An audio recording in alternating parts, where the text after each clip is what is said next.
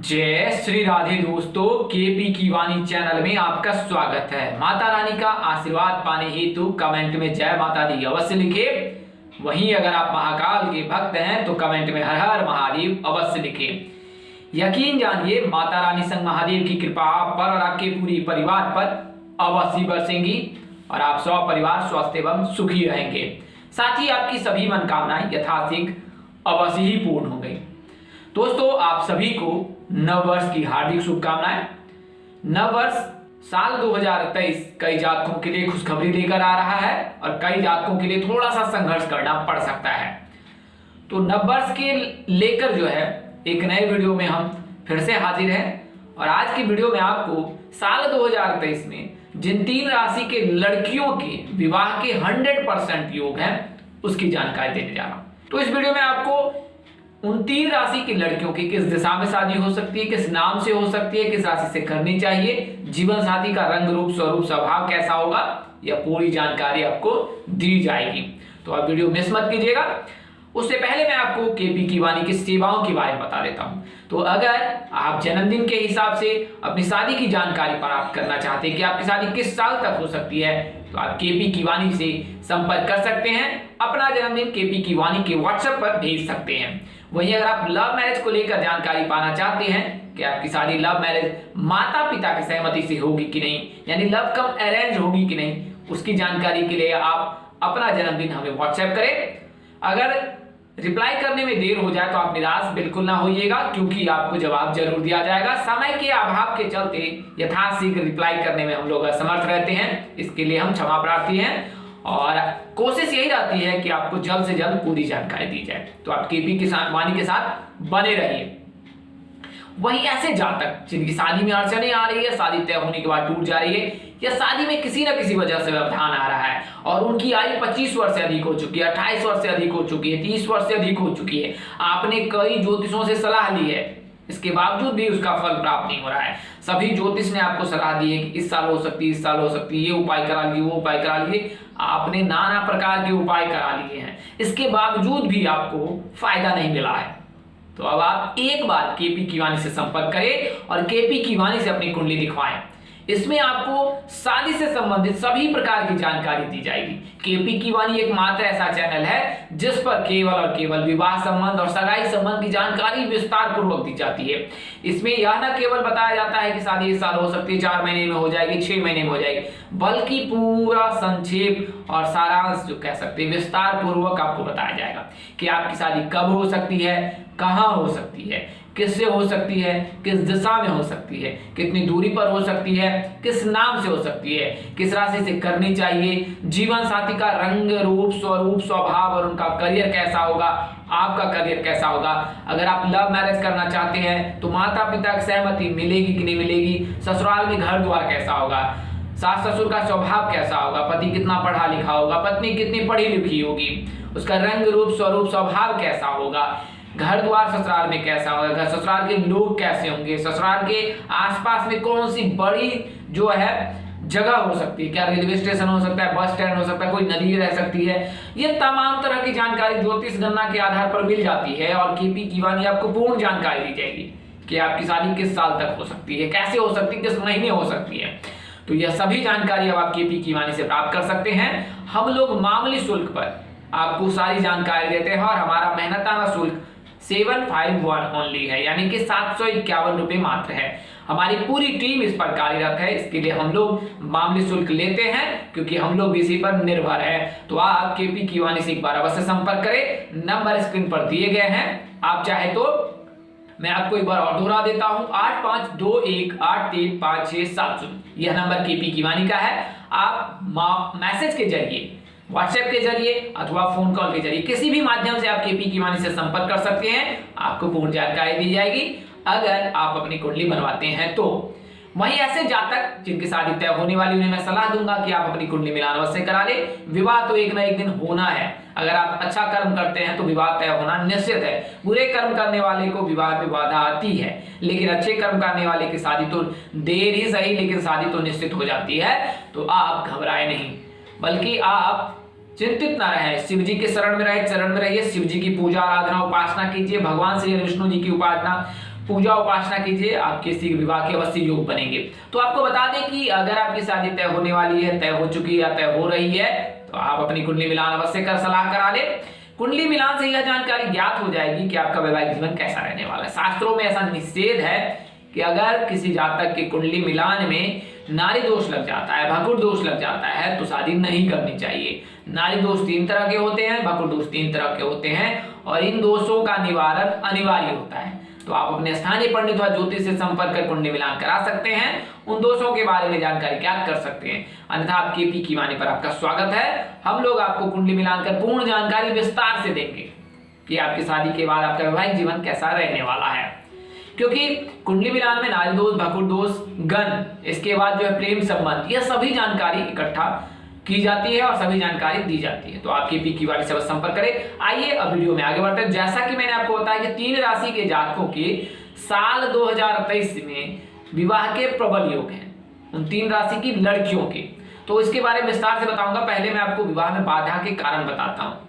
तो अक्सर लड़कियां गुरुवार के दिन साबुन शैम्पू का इस्तेमाल करते हैं, गुरु को कमजोर कर लेते हैं। तो ऐसा बिल्कुल ना करें। अगर आप लड़की हैं तो आपको यह ध्यान रखना होगा, गुरुवार के दिन साबुन शैम्पू का इस्तेमाल कम से कम करें।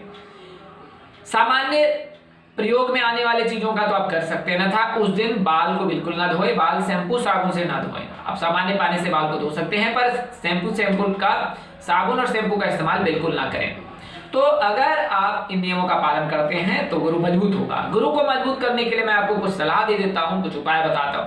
तो आपने करना क्या है, गुरुवार के दिन जो है पीले वस्त्र धारण करना है, पीले वस्त्र धारण करना है और भगवान श्री विष्णु जी की पूजा अर्चना उपासना करनी है। भगवान श्री विष्णु जी की पूजा उपासना करने के लिए आपने गुरुवार के दिन केले के पौधे में जल में हल्दी मिलाकर अर्घ देना है और तब तक आपने मौन व्रत धारण करना है जब तक कि आप केले के पौधे में जल का अर्घ नहीं दे देती हैं। तो केले के पौधे में जल का अर्घ दे और इसके पश्चात जो है आप केले के पौधे के पास जो है भगवान श्री हरिविष्णु जी की जो है प्रतिमा अथवा तस्वीर स्थापित कर उनकी पूजा आराधना उपासना गुड़ और चने से करें। वहीं गुरुवार के दिन जो है अपने गुरुजनों का आशीर्वाद अवश्य प्राप्त करें, माता पिता के पैर छूकर उनका आशीर्वाद प्राप्त अवश्य करें। गाय को हरी चारा अवश्य खिलाएं इस दिन गुरुवार के दिन। इसके अलावा जो है चंदन का जो है आप अवश्य ही प्रयोग करें। आप मस्तक पर या फिर ग्रीवा पर जो है चंदन लगा सकती हैं। तो इससे क्या होता है, कहते हैं भगवान श्री विष्णु जी को जो पीला रंग अति प्रिय है और जब आप पीले रंग का अधिक से अधिक इस्तेमाल करते हैं तो इससे जो है गुरु मजबूत होता है। गुरु मजबूत होने पर विवाह के प्रबल योग बने। तो लड़कियों के जो शादी के कारक होते हैं वो गुरु माने जाते हैं और गुरु को मजबूत करने के लिए कम से कम 21 गुरुवार का व्रत अवश्य रखें। 16 या 21 गुरुवार का व्रत अवश्य रखें। वर्तमान समय बेहद ही शुभ है, आप गुरुवार का व्रत रख सकती हैं। हालांकि बाद में 15 दिसंबर के पश्चात जो है वो खरमास प्रारंभ हो जाएगा, तो खरमास के दिनों तो बिल्कुल ना करें। इसके पश्चात जो है जनवरी 15 के बाद जो फिर गुरुवार व्रत आएगा उसके उन दिनों में आप गुरुवार के व्रत का प्रारंभ कर सकती हैं। लेकिन गुरुवार का व्रत अवश्य करें, कम से कम 21 यानी तो 16। तो गुरु इससे मजबूत होता है। इसके अलावा मंत्रों के जाप से भी गुरु मजबूत होता है। आप उन मंत्रों को केपी की वाणी से प्राप्त कर सकती हैं। तो केपी की वाणी का व्हाट्सएप नंबर आपको दिया गया है, स्क्रीन पर भी दिया गया है, आप वहां से भी नोट कर सकती हैं। तो आप केपी की वाणी से संपर्क कर आप उन मंत्रों को अवश्य ही मंगा सकती हैं। वहीं मां कात्यायनी के जो मंत्र हैं उनका आप रोजाना कम से कम 21 बार 11 बार जाप अवश्य करें, तो इससे विवाह के योग बनने लगते हैं। हालांकि गुरु के साथ साथ आपने शिव जी की भी पूजा उपासना करनी है। हमेशा ही माँ पार्वती और शिव जी के साथ में रहकर जो है पूजा करें, कभी भी आप अलग अलग पूजा ना करें। इसके अलावा उत्तर पश्चिम दिशा में सिर रखकर सोएं। सोने वाले कमरे में जो है राधा कृष्ण की तस्वीर अवश्य लगाएं। वहीं जो बेडशीट होता है उस पे पीले रंग के जो बेडशीट का इस्तेमाल करें। पलंग के नीचे ज्यादा सामान बिल्कुल ना रखें, उसे खाली रखें। वास्तु दोष लगता है ऐसे में, तो वास्तु दोष का भी ख्याल रखें। इसके अलावा जिस दिन बातचीत हेतु आपके माता पिता जाते हैं तो उस दिन बाल खुले रखें। इस दिन जो है लाल रंग, मैरून रंग या पीले रंग के वस्त्र धारण करना श्रेष्ठकर होता है। उस दिन बाल खुले रखें। साथ ही अपने माता पिता या जो भी आप रिश्ते लेकर जा रहे हैं उन्हें गुड़ खिलाकर पानी पिलाकर ही विदा करें। और जब अगर गुरुवार के दिन आप मिलती हैं विवाह प्रस्ताव हेतु तो उस दिन दक्षिण और पश्चिम में या उत्तर पश्चिम दिशा में ऐसे से रख कर बैठे, जो मुख्य द्वार पर आप बिल्कुल ना बैठे। और उसके अलावा जो है आप पूर्व पश्चिम दिशा में एक दूसरे के मुख करके बैठ सकती हैं। तो यह जो है श्रेष्ठकर होता है वास्तु दोष के हिसाब से।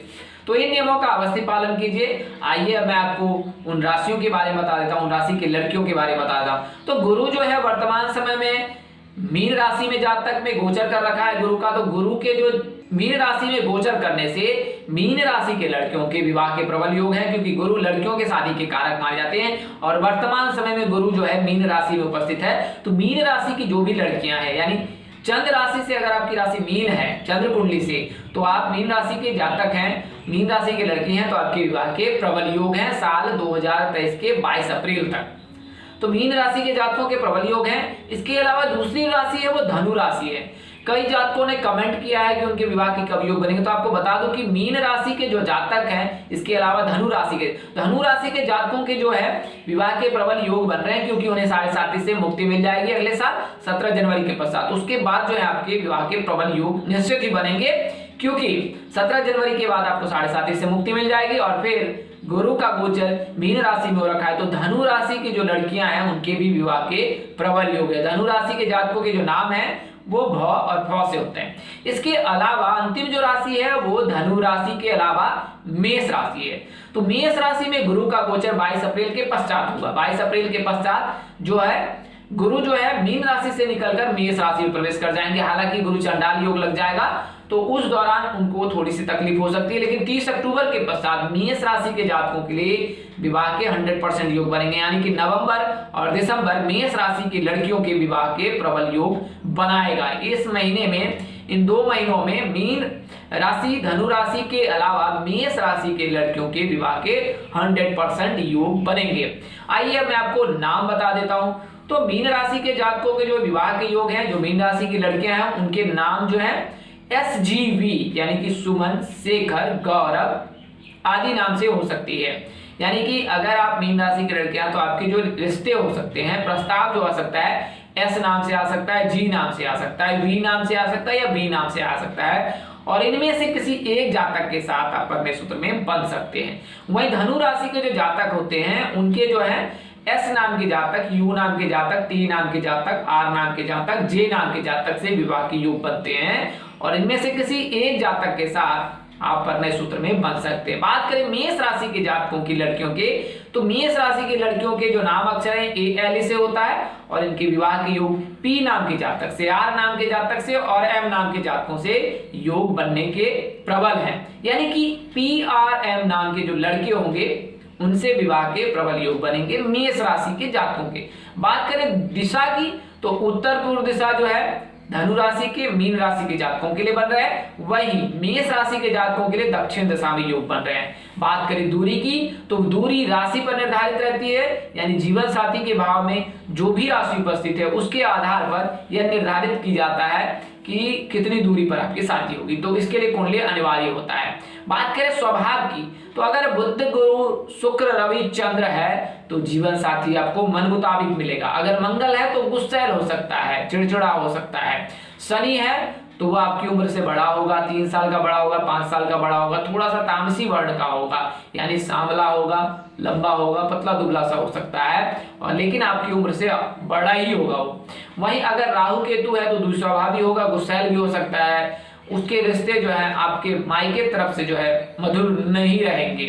तो यह तो जानकारी मैंने आपको ग्रह के अनुसार से दी है। बुध के रहने पर मनोवांछित जीवन साथी मिलेगा, गुरु के रहने पर किसी प्रकार की कोई कमी आपके जीवन साथी में नहीं रहेगा, शुक्र के रहने पर तो फिर सौंदर्य का जो कहते हैं एक मूर्ति, वो आपको जीवन साथी, वैसा जीवन साथी प्राप्त होगा।